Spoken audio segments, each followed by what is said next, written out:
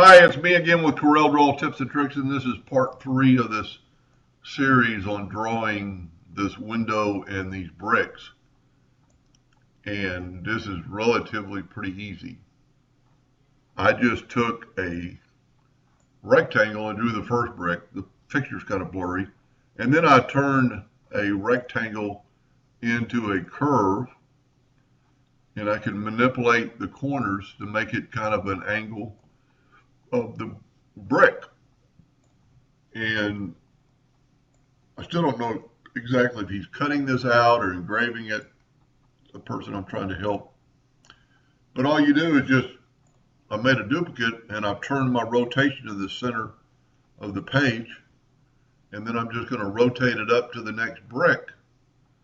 And be careful and get it pretty close, and then hit Control D and rotate it to the next brick. And then Corel should actually take over and just go all the way around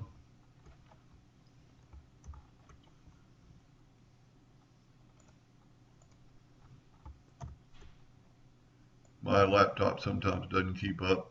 And also, you're not drawing this exact scene. You're just drawing a brick wall. And so we're a little bit off, but that's, you're drawing an example. All the bricks are evenly spaced apart. You could play with this a little bit and take your other rectangle. Well, let's zoom in here a little bit. And you could play with that angle, but for the video, it's more or less just showing you what can be done.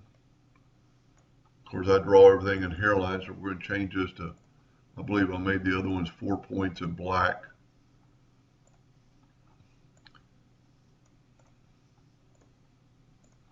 And also remember to scale with object, so in case you change it. And for the video, we can, play with this all day long to make it perfect. But you could just move some of these other bricks. And don't move them like that. Double click and rotate them.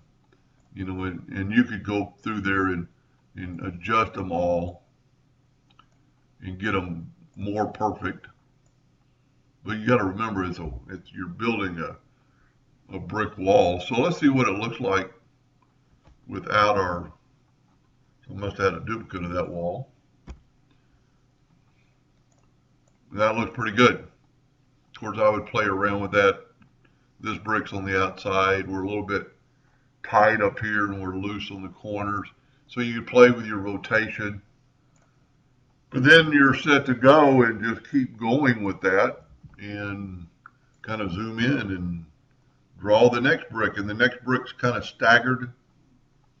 And I'm going to show you how I did that. And, my bricks might be a little bit bigger, but I don't think he's trying to reproduce this exact wall. But I'm just going to draw the rectangle, and then I'm going to convert it to a curve.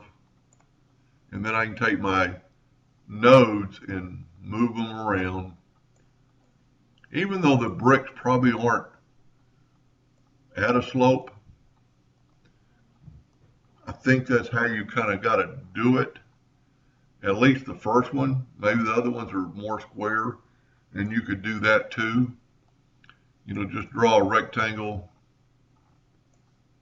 and skew it or rotate it within itself.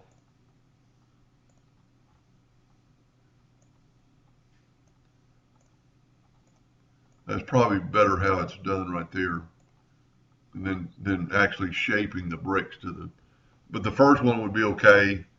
I think they look okay. Convert it to black. Go over here and convert it to a 4 points again. And I don't know if he's cutting it out and scale with object. And you notice it's a little bit closer to other bricks. But for the video, that's probably good enough. We're going to go ahead and make this one black. And if you do this enough, a lot of times it's easier to turn it black with this, because when you do it from here, you've got to go through all the color scales.